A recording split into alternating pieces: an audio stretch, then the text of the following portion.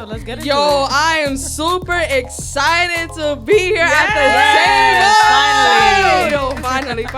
Thank you guys for joining this video. I am Vicky. I'm Carolyn. I'm Leslie. And I'm Jenny. And this is Girl Code. Yo, Leslie, I have a question. What do you think about when you hear the word code or girl code? When I think about the term girl code, automatically my mind goes to things that we talk about in confidentiality, that we tell each other and that we know is girl code, like you don't do this, you don't do that, or things that we go through that we don't talk about in the public eye. And I think that our purpose sitting here, or the purpose of girl code is to sit here, talk about girl codes, talk about things that we're going through, talk about things that you don't want to say in public or that girls or women wouldn't want to say in public, but we know that they're feeling it and they can know that they are relatable to us, that there's certain things that people go through that we also have gone through, and that is why we're sitting here to talk about it. Yes, and if you feel like anything that we're talking about is relatable to you, that you want to share your thoughts, you want to share your opinion, go ahead and comment down below because we will be reading them and we will be sharing and try to reach out to you as well. Before we get into the code though, I want you to like, subscribe, and share this video because it's going to get real quick, okay? All right, so what is the code of today? So today we're gonna start off with a Bible verse to get us thinking. So we're gonna go into Proverbs 12:4, and it says, "A wife with strength of character is the crown of her husband, but the wife who disgraces him is like bone cancer." No, I need you to read that slowly. I need you to read it slow, like so they can absorb, taste, savor it. So savor it. A wife with strength of character is the crown of her husband. But the wife who disgraces him is like bone cancer. Oof. Bone cancer. So first she was the crown of the wife, of the husband, right? Mm-hmm. If she is of strong character. But if she's shameful to him, she becomes bone cancer. She becomes bone cancer. That's strong. That's strong. That's very powerful. That's powerful. All right, so now I have a question because we as Christian women sitting at the table, we like I'm married, but when I wasn't married, I always used to pray to God like for the guy that I wanted, how the characteristics. So my question is, what do we expect from Christian men? Let's start off with Jenny. At this point, like, we have to be honest. Everybody has that list. No, let's be real. Everybody had that list at one point in their life of the things that they wanted. And we come into church and we have these ideas of I want blue eyes, I want blonde hair, I want them to worship, I want them to be like this. But in reality, are we ready for that Christian man? What do you think, It gets you thinking. It's not... I think that it's not what do we expect from Christian men. I can agree with Jenny because a lot of times our expectations are so high and we have this list, we have these standards when we don't meet the standards ourselves half the time. Like you want to find a good man and specifically put emphasis on finding a good man in the church. It's not about, I want to go to your church to find a man. I know that there's single men there. But are you prepared yourself? Do you have the heart and the wisdom that it takes, like it said in that Bible verse, be the strength of your man to be, to have a husband. Like you want a husband, but you a wife. That's right. So I think that we expect a lot from Christian men, but something that we use at my job a lot is you need to meet people halfway. We don't meet them halfway. Yeah, no. What do you think? I mean, they said it all, but basically you got to know what you're getting into is not just a relationship. It's not just a guy. You got to know how you're going into it, with what intention, with what expectation, what are you looking for? Not only what you want, but what you need from the perspective of God, not what you think is best. Now let's get into the details. What is actually specific that you personally asked for in the man of God? Like, for example, like for me, I wanted a man of prayer. I wanted a man that, was able to provide for me, who support me, who loved me for who I am, not to change me to be a Barbie or someone he can just show off. You get what I'm saying? Which is, I feel like that's often something that guys want. Like, they just want a girl, pretty hair, nails, all this and all that. And it's a setback for a lot of us. And we want to meet that expectation, but what do we expect from them? Yeah. I think that me coming in to the church as a person who didn't know God, who wasn't in church, I had these expectations of a guy who doesn't cheat, who doesn't lie, who's going to treat me right. Because obviously we get mistreated by guys who are not of faith. And we have these expectations like, well, Christian men don't cheat or Christian men don't lie. And they're not going to abuse you. They're not going to talk down to you. And in reality, it's like, it's not really, it's not accurate. It's not like, it's the same men. I mean, it's whether you're in church or not 100%. In church, it's the same men. It's just that the church and the men in church realize that they need God to change. And another thing is, now that you bring that up, the men in church have this image. They sometimes have a title. It can be men with a title. It can be men with a position in the church. They have this image to uphold. And I think that our expectations and our standards for them become higher due to that. Due to the fact that they have a title, and you automatically think, this man can't hurt me. There's no possible way that I'll give my heart to this man and he's going to care for it. And then when we do get hurt in the church, it's like, whoa, like what is going on? Like this man of God just hurt me. This man of God just cheated. And you're now like, it's not that it's God's fault, but you think that just because he was in the church, he couldn't do this to you. I get it. They're different. But a Christian man and a man of the world can hurt you in the same exact way, and a Christian man can hurt you more. And it goes back to add on to that, it goes back to what you mentioned before too, is that the expectation comes from God itself. Because like you said, God is our Father. And if we expect God to treat us one way, if a man is of God, if he's learning from God, if he's receiving from the word, from the church, we're going to expect him to treat us like how God is treating us. Exactly. And I said that because I feel like, because how it was a saying, that I've heard that the women, when they look for guys, they look for a guy comparable to their father, to their earthly father. But now that we're transformed, we're coming into church and we're seeking God, we try to now comparing our man, or have the expectation of our heavenly Father, which is God, is perfect. And then let's make it clear on the record that the only one perfect and good here is God. You know what I'm saying? In the church, there's a lot of brokenness. And if you're broken, looking for a broken, it's just not going to break. It's not going to work. They say opposites attract. But I think that knowing that standard or that stigma that people made, that, you look for a man that's like your dad, certain people, and I can categorize myself into that certain people will make it their priority to find a man opposite from that. Which in the case of me is like, I didn't want that, So I think that being, again, like bringing it back to that, the title and things that the men in the church have plays a big role. But I also do think that like the men of the world, it depends, because they can treat you better, or it really does depend. I mean, I think that's important. I didn't even think about it, that our perspective on men doesn't even go back to like even dating men. It goes back to like, well, I don't want no one like my father. And we go into the church with the idea like, well, my dad wasn't a Christian man, so maybe a Christian man is what I need. Because it's crazy. We have that idea of obviously our fathers and how they were and how they treated our moms, and we come into church and say, well, we don't want that. Well, that's now. I do think that it's different for us because our moms, like, we're part of the same generation, and we see how our moms are with our fathers, and we also think like, I would never be like that with a man, or because the times were so different, the way that the treatment was so different. It was more about serving than teamwork. So I think that we see a difference now in our generation and in the way that we choose our men, because we choose a partner and not a head. So I get it. I understand 1,000%. The Bible says the man is the head of the household. And when you read in that verse, when you dive into that and when you actually go in depth, it says, yes, women, wives, submit to your husband. But it also says, husbands, you must love your wife like Christ loves the church. Men are always going to fall short. That verse, and I'm sorry to say this, but this is me being real, 100% honest with you. That verse is setting the men up for failure from the moment that they're born. The man is never, ever going to love you as much as Christ loves. Will your husband be crucified for you? No.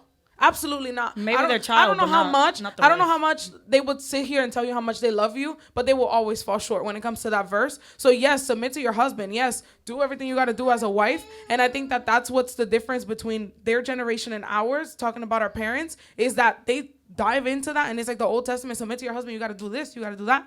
But it's a team. It's a team effort. And that's what is the difference with us. We look for a partner. Yeah, you're right, because I'm not going to be sitting here working 40 hours a week and you working 40 hours a week. But when we come home, I'm getting all the load on me. Yeah. While you just sitting there chilling. Like, that's not how we doing. You get what I'm saying? There has to be a balance. That's the key word, a balance. It's a teamwork. When you marry someone, you're becoming one. It's not, okay, the person is in charge and then you're just following them. No, it's 50-50. You have to come to a compromise, to agree to disagree, to something in the middle, because it can't just be one or the other. It's not gonna bring, that's not unity, that's not love, it's gonna just cause chaos. So kind of going into like our topic a little more in depth, Christian men in the church. I have a question for you, Vicky. Why do Christian men cheat? Oof. I mean, it's the same thing. If we're gonna go back again, they're still men at the end of the day. They have their temptations. You get what I'm saying? Now, why do they cheat? It depends on, well, my point of view, it could be, the temptation could also be, what is the woman that he's with doing and not doing? No, and also it goes back to that. It's like, what doors, because you also have to see it from a spiritual perspective, is also what doors does he have open? Like, what, because the thing is, okay, if you have already a struggle with that, it's like you shouldn't even be thinking of a relationship. If you know that there's a weakness to that, married. like, don't even risk it. You need to deal with that first before you get into a relationship. That's why it's also very careful. What are you bringing to the table to relationship, and what past is someone bringing? That's why it goes back to what we were saying in the beginning. Do God first. Search God first. Don't go to church for that. Fix the brokenness or close the weaknesses, or surrender it to God, and then get into a relationship. So I mean, that's probably one of my biggest issues is what you just said. What is the woman doing or not doing that made him cheat? Don't come and tell me that if a man cheated on his wife, you're going to go and dive in. And I think that that's the mentality that the church put us in, is that, oh, he cheated. What did you do? Were you intimate? Were you arguing a lot? We're not going to sit here and justify the reasons why men choose and go and indulge in this act of infidelity. Like, I can't sit here and say, because it ties into everything. Oh, you guys had argued. What did you do to trigger him? And I think that that's the mentality that the church has, that this happens, the man does this, and they go to the wife. Oh, but did you cook? Were you intimate? Was there an argument? Was there a way that you drove him away? And it's not about that. It's not about what you did or what you didn't do. Why do Christian men cheat? Again, they're men. I think also goes back to something that we haven't mentioned is depending on the Christian guy or man, what household were they brought up? Were they not allowed to date? Were they not allowed to have friends that were girls? Were they not allowed to go out to the movies? So when they finally reach that dating age and they begin to date, but they're like, oh my goodness, I like this girl, but do I only have to be with one girl? And that's when they like lead to like, oh, I want to be with every girl, or, you know, I want to be in this world where it's like I would never was able to do this, and it's nice to text and to flirt and all this thing. And I think that in my perspective and in my past, I think that's what it was, that the guy was so at home, so like in this bubble, that when he finally was able to date and to talk to girls and had a cell phone, it was like, well, I want to do this with all the girls. And it's like, you know, there's so much freedom given all at once that they don't have a choice but to cheat, because it's like, well, I like this. And some guys just jump into it too fast, and it's like, from there, it's they're the same time. Yeah, they're just cheating and they're lying. Yeah. And I do want to clear out that when we say cheating, we do mean like, you know, talking to another person, maybe possibly holding hands, go on a date, maybe even making out. We're not necessarily cheating as in sleeping with somebody else. It could be emotional cheating as well. I do think that that's a great point, because it ties into everything. Like, you're doing a diet and you're depriving yourself for a little bit, then you want to binge eat everything that you weren't eating because you're craving it during that time. So the guys that are younger, maybe they're a little locked away, their parents don't let them go out, or raised in a Christian household, which it can be the case. Or raised in no, you can't date until this age. No, you can't talk to girls. No, you can't sit in the same. And you're the you first can't girl. Even sit next to they separate the guys and the girls in the church, and it's like all at once. You know, it happens. Like that verse, it says, like, I know in Spanish, todo me es lícito, pero no todo me conviene. You have everything at your disposal. You have access to everything, but not everything is convenient to you. And excess of everything is always bad. Anything that you do. And sometimes I think that separation, like between the girls, and I understand that the church is trying to build a wall in between to prevent anything, but I feel like that creates more of a desire or an attraction towards it, because it's like forbidden. You get what I'm saying? Something that's forbidden is like we're like so uncomfortable for. Ever since kids, you wanted something. And that's not how we should. That's not how it should be taught. You shouldn't be taught that being attracted to the opposite gender is something bad, or right away you get into temptation. You gotta learn.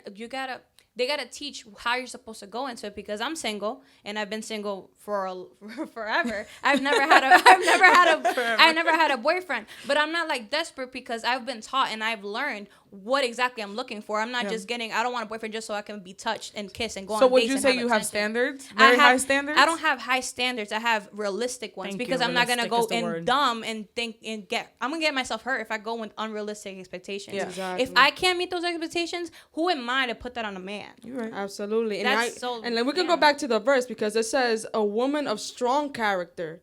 It's not saying a woman that's charming, a woman that's beautiful, because at the end of the day, you could go to Proverbs.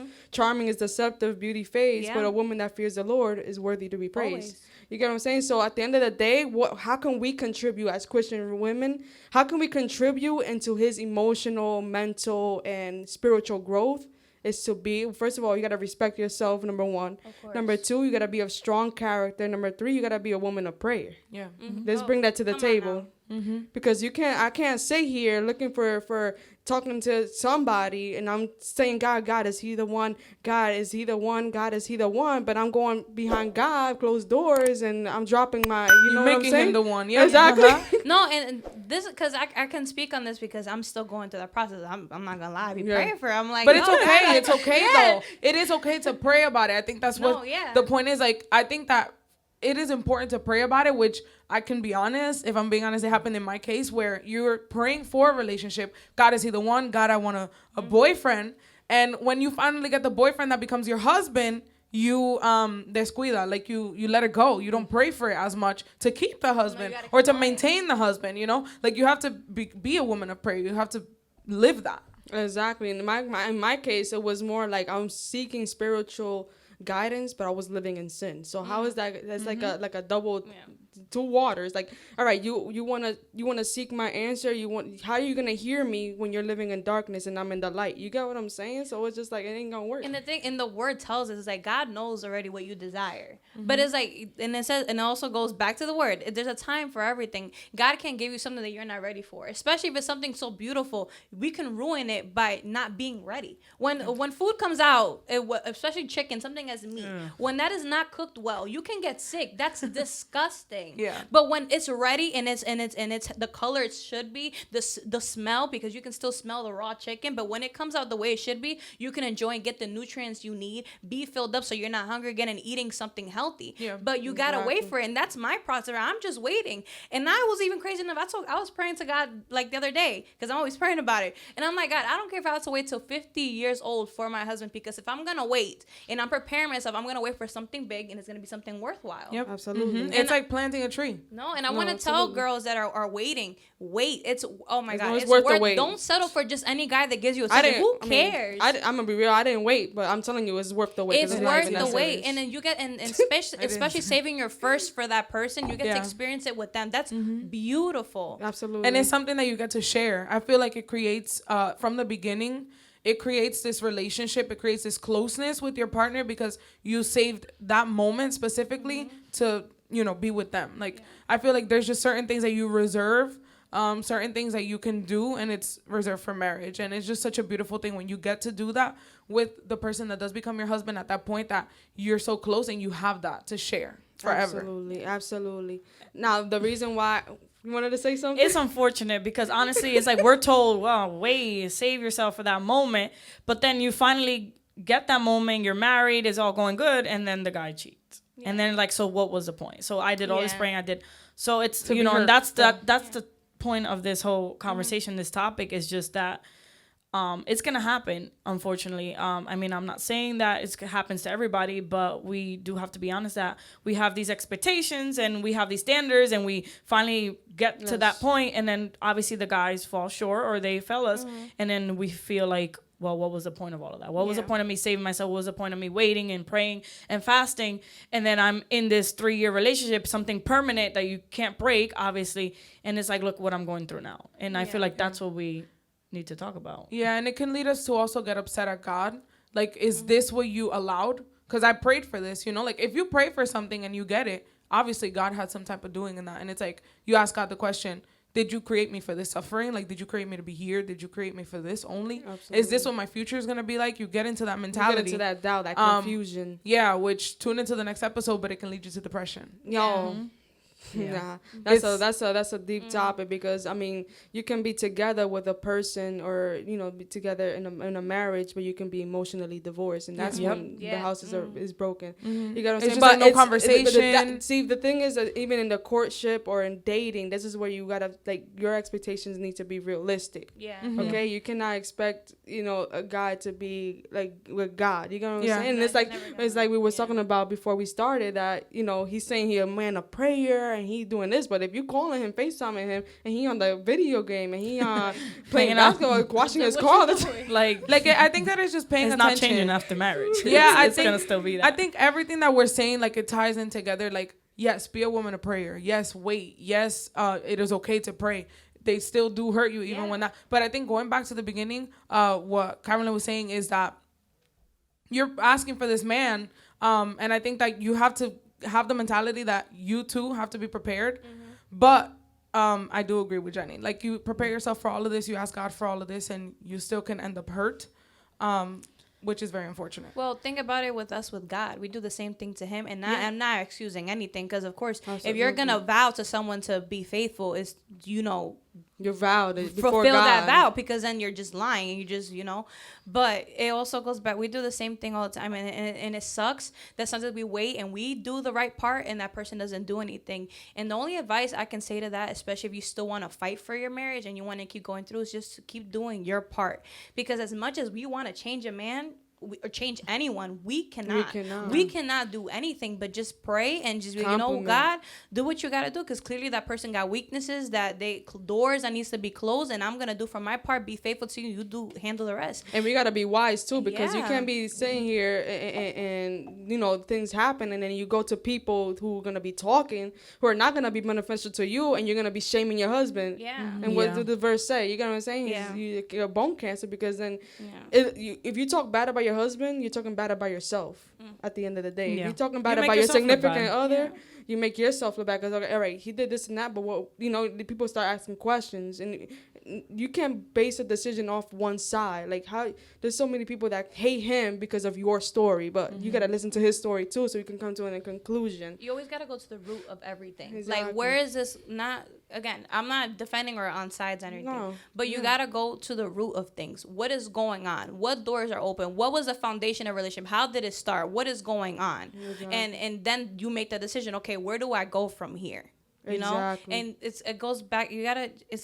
It's so hard, because it's either you get the decision, whether do I keep going, like, what do I do, and how you feel afterwards, because I know I've never been in that position, but that hurts. Oh my gosh. To anybody. Like, that's a broken promise. It's like, yo, I'm over here giving my all, and what am I getting in return? Hurt and pain? Of course, that's gonna hurt. That's gonna suck. It could lead to depression, to anxiety, to stress, all those things. But wow, but the only advice or the answer I can say is just, keep going. It's a decision whether you want to keep going or not, but it's really just seeing what's the root of it, what's going on behind those doors. Like, what are we not seeing? Because sometimes we focus so much on the physical, and I'm sorry that I'm talking like that. I know so much, because it's not only physical. You got to look at it in the spiritual perspective. Yes. What's going on in the spiritual side? And on that topic, spiritual, it's we go into a relationship when we're both Christian. We each have our individual relationship with God. But something I feel like in my example and in many people's example is that we marry, and it's a spiritual bonding and all of that. And we go to church together, and, we're with the youth, or we're doing something for God. We're serving God. But when it comes to home, do we come home and we pray together? Do we come home and do we read the Bible together? Do we come home and we I don't know, declare words like towards each other, motivation? Like, we don't bring that spirituality into the relationship, and I feel like that's when the cheating comes. Yes. Because it's fine to be in a relationship with God and to serve God and to fast individual, but when it comes to the marriage, do you do it together as a couple? And that's when the enemy comes in. That's when because we don't have Distracts. that bond. No, We don't. He uses that space. Yeah, and you gotta, and also if God set you free from something, is to for you to take care of that. It's not to just be like, okay, God did this, okay, I'm gonna be comfortable, and like, don't get comfortable in your marriage just because you're happy for 5 years. Doesn't mean the next year the enemy is not gonna come knocking on your door like, hello. No, you gotta, like Jenny was saying, protect, guide it, pray over it, feed it, heal it, whatever you gotta do. You And gotta do it cover together. that together in unity. It's not only what you do in public. You gotta do that in private. It's crazy the way marriage starts is with basically like a prayer that bonds, and we have to maintain that bond. It's like glue. We have to maintain it by keep adding that glue or whatever the case may be. And with fire, what happens with glue? It melts and it could separate. A sticker. You use heat and the sticker detaches. If you're not praying together, if you're not reading the word together, guess what's gonna happen? Eventually, you're gonna lose that stickiness, and that's when the enemy comes in between. And that's when the man is doing whatever, or the woman. I'm not saying that women don't cheat, but that's a different topic for another day. I think we're on agreement. We're on agreement. We have to be a woman of prayer. We have to be a marriage of prayer, not just women of prayer. Marriage. We have to maintain that, keep that same energy. Yeah, keep that same energy. You pray for that. Always. You pray for that boyfriend. You pray for that husband. Now pray for your marriage. Yes. Pray for your marriage. You have to be the one to fight. For all the women that might be watching this episode right now that are feeling ashamed, that are feeling hurt, that are even embarrassed that they were cheated on, that they were hurt, we get you. We know you're hurt, but at the end of the day, we have one true base and we have one reality that we know, and is that there is a God that can heal you. Yes. There's a God that can restore your heart, that can restore your marriage. Yes. But I definitely do think that my best advice to you would be pay attention to the signs. Pay attention to the signs. Get to know your person. Yes. Don't get into a marriage that you're not ready for. Nobody's ever going to be ready for marriage, kids, a house, nothing. The world, there's no guide to this. However, pay attention. Really do pay attention. They say that you get to know your partner when you're married, but I definitely think that you can pay attention during dating. There's red flags. There's red flags. To Orange learn, or red flags, but there's flags. Very bright, very clear. Sometimes it's right in front of you, and because we're so focused on I want that person, which is great. It's so great that you're waiting and you know what your standards are, and you know that you're waiting for something big, because that is a woman of character. So I think pay attention to the signs. Pay attention to the flags. Really get to know the person. Don't get into this relationship because you're so excited to have a husband, because you're so excited to start your life. Right. And then you end up stuck. And you go ahead of God. You go ahead of God. And maybe that was the right person, but it wasn't the right time. So it's just like you use that dating, you use that search for God. It's the only through like the lenses of God and the Holy Spirit that you can find who is the one for you and at his time. Because when we can become impatient, like myself, I got married and it was to the glory of God that I did it. But at the end of the day, the first 2 years, it was hard because we was not ready. It was the guy, but it wasn't the time. Yeah. So that was, I join with you at that advice. Seek God first in his kingdom, and everything else will be put in its place. Seek God. He is the light. He will make everything clear to you. Amen. Amen. Oh, I actually wanted to. I'm so sorry. I love this topic so much. But it's something that I also told you earlier. It was like you also have to pay mind what people are coming with to the relationship. Because you got like something that my dad preached. He was like, if you're gonna go with someone that, let's say for example, they don't have a background of love. I'm sorry, but you're gonna struggle with them loving you. So it's you come to the question, okay, are you able to, not deal with it because they're not a burden, but are you gonna be able to, work with that? Are you gonna be able to become a team with that? Like you gotta be like, you can't be like, oh, but I'll change them, or oh, that won't affect them. Like you gotta like make sure that you are ready for that, whatever they're bringing to the table, and making sure they're, doing that with God too. Not just, they can come imperfect to the marriage, but, making sure they have that relationship with God. Amen. 100%. It goes back to what I said earlier. Like we don't want what our dad was. Yes. But did you pay attention to your boyfriend's dad and what habits he has and the way he talks to his wife and the way he treats his wife? Because that's what he coming with, that same energy. Yeah. Yep. It's the same energy. And the way that your boyfriend or future husband speaks to his mom. Yeah. It's very important. It's all very important. It's Again, all the details. Pay attention to the signs, pay attention to the flags. We can't tell you how to do it or how it's gonna be, because it's hard. It is very hard. I'm not gonna sit here and tell you that it's all rainbows and sunshine and that marriage is the greatest thing that's ever gonna happen to you. It's hard. It is hard, and you have to put in the work. You gotta be a woman of God. You have to be a rib. You have to be a spiritual crutch for your husband. And it's a team effort. It is a team effort. You know that they say it takes a village. It takes two for a marriage. We the whole topic started off with the standards that we have for guys. But God has standards for the women and God has standards for the guys. And like the Bible says, la mujer sabia edifica su casa. Yes. Unfortunately, that falls on us. We have to fight for a marriage. We have to fight for a relationship. And sometimes it does suck. Yes. I'm speaking from personal experience. I've been married, I don't even know, it's like 10 years, 11 years.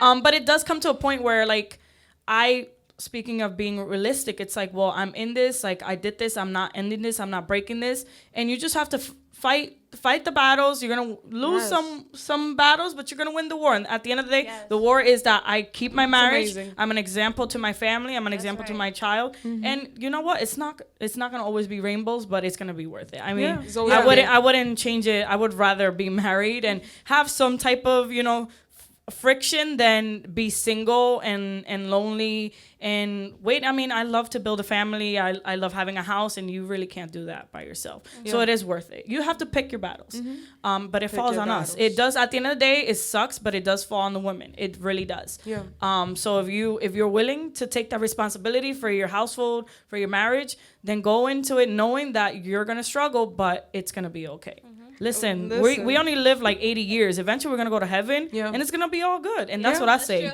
I'm like, this is temporary.